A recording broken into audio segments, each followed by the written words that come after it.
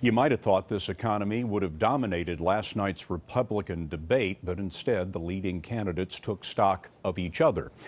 Ted Cruz showed that he hadn't forgotten what he learned as a student on Princeton's debate team. There were 7 podiums, but often it seemed just 2 contenders.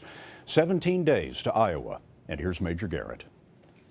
This is actually a movement. And Donald Trump rallied supporters outside Des Moines today after an overnight flight from South Carolina. Zero sleep. I mean, zero. I recognize that Donald is dismayed that his poll numbers are falling in Iowa.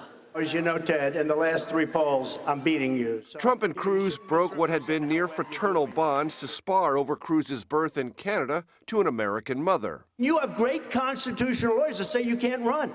If there was and you know, I'm not bringing a suit, I promise. But the Democrats are going to bring a lawsuit. I've spent my entire life defending the Constitution before the U.S. Supreme Court, and I'll tell you, I'm not going to be taking legal advice from Donald Trump. You don't have to. Take it from Lawrence. Then Marco Rubio weighed in. I hate to interrupt this episode of Court TV, but the real...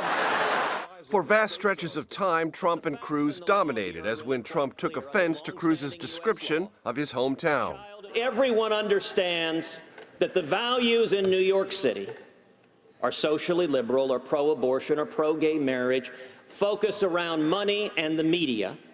When the World Trade Center came down, I saw something that no place on earth could have handled more beautifully, more humanely than New York.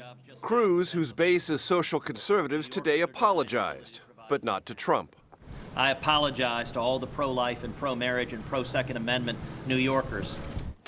Clinton, saying it was just this once, praised Trump's defense of the Big Apple. Scott, Jeb Bush picked up the endorsement of South Carolina Senator Lindsey Graham today, a move that brings almost no money and very few grassroots supporters. Major Garrett on the campaign for us. Major, thank you. And please note that John Dickerson's campaign coverage this Sunday on Face the Nation will include interviews with Democrats Hillary Clinton and Bernie Sanders.